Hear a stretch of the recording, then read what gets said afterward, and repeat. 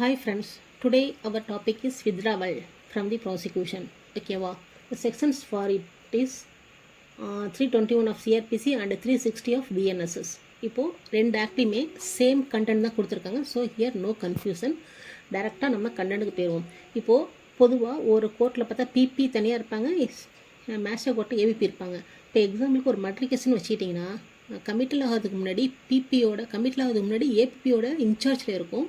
கமிட்டியில் ஆன அப்புறம் பிபியோட இன்சார்ஜுக்கு போயிடும். இப்போது எக்ஸாம்பிள் மர்டர் கேஸ் கையில் வச்சுக்கிட்டா அதை என்ன சொல்லியிருக்காங்கன்னா in charge of a case PP or APP with in charge of a case யாரோட இன்சார்ஜில் அந்த வழக்கு இருக்கோ அந்த வழக்கில் அவங்க என்ன பண்ணலான்னா மொத்த அக்யூஸ்டுக்கோ இல்லை ஒரு அக்யூஸ்டுக்கோ இல்லை ஒரு அக்யூஸ்ட் மட்டும் இருக்குது செக்ஷன் நிறையா இருந்துச்சுன்னா ஒரு செக்ஷன் சம்மந்தமாகவோ வித்ரா பண்ணிக்கலாம்.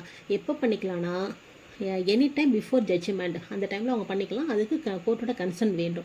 இதுதான் வித்ரா சம்மந்தமான கேசஸ். இப்போது சப்போஸ் வித்ரா பண்ணும்போது ரெண்டு கண்டிஷன்ஸ் இருக்குது. அதாவது ஒன்று பிஃபோர் ஃப்ரேமிங் ஆஃப் சார்ஜஸ் ஒன்று, ஆஃப்டர் ஃப்ரேமிங் ஆஃப் சார்ஜஸ் ஒன்று.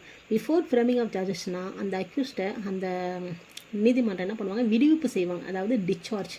அதே போல் ஆஃப்டர் ஃப்ரேமிங் ஆஃப் சார்ஜஸ்னால் அந்த வித்ரா பண்ணும்போது அந்த கோர்ட்டு அந்த அக்யூஸ்ட்டை விடுதலை பண்ணுவாங்க. acquittal is entirely different from discharge. ஓகேவா? இப்போ இது காமன். இப்போ இது சென்ட்ரல் கவர்மெண்ட் சம்மந்தமாக கொஞ்சம் பார்த்தோம்னா ஒவ்வொரு டிஸ்ட்ரிக்ட் கோர்ட்லையுமே சென்ட்ரல் கவர்மெண்ட்டு அவங்க தனியாக ஒரு பிபிஏ அப்பாயிண்ட் பண்ணுவாங்க. சப்போஸ் அவங்க அப்பாயிண்ட் பண்ணலைன்னா நார்மல் பிபிஏ அந்த சென்ட்ரல் கவர்மெண்ட் சம்மந்தமாகவும் அப்பியர் ஆகி பார்த்துப்பாங்க. அந்த மாதிரி சூழ்நிலையில் அப்போ என்ன பண்ணணும்னா அந்த நார்மல் பிபி சென்ட்ரல் கவர்மெண்ட்டோட பெர்மிஷன் இல்லாமல் சென்ட்ரல் கவர்மெண்ட் சம்மந்தப்பட்ட அந்த குற்ற வழக்குகளை வித்ரா பண்ணக்கூடாது. அப்படி மீதி வித்ரா பண்ண பெட்டிஷன் போட்டால் அந்த நீதிமன்றம் சென்ட்ரல் கவர்மெண்ட் இது வந்து சென்ட்ரல் கவர்மெண்ட் வழக்கு, அதுக்கு அவங்களோட பெர்மிஷன் வேணும், நீங்கள் லெட்டர் வச்சுருக்கலாம்னு கேட்டு அந்த லெட்டரை வாங்கிட்டு தான் அவங்க பண்ணணும். இதுதான் சென்ட்ரல் கவர்மெண்ட் ப்ரொசீஜர். அதே சென்ட்ரல் கவர்மெண்ட் ப்ரொசீஜரை பார்க்கும்போதே ஒரு 4 முக்கியமான வழக்குகளை அவங்க என்ன சொல்லியிருக்காங்கன்னா சென்ட்ரல் கவர்மெண்ட் சம்மந்தமான சட்ட ரிலேட்டடான அந்த வழக்குகள். அதே போல் டெல்லி ஸ்பெஷல் போலீஸ் எஸ்டாப்ளிஷ்மெண்ட் ஆக்ட்னு ஒன்று இருக்குது. அந்த ஆக்டின் கீழே உருவாக்கப்பட்ட அந்த டெல்லி ஸ்பெஷல் போலீஸு இன்வெஸ்டிகேஷன் பண்ண அந்த குற்ற வழக்குகள். அதே போல் சென்ட்ரல் கவர்மெண்ட் சம்மந்தமாக மிஸ் அப்ரோப்ரியேஷன், டிஸ்ட்ரக்ஷன், டேமேஜ் இந்த மாதிரி வழக்குகளில்.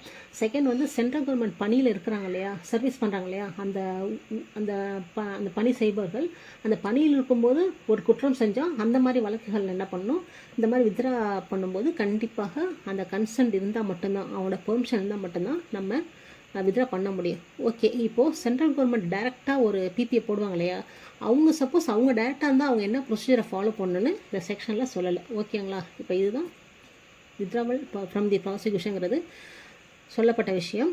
So hope you understand. Thank you.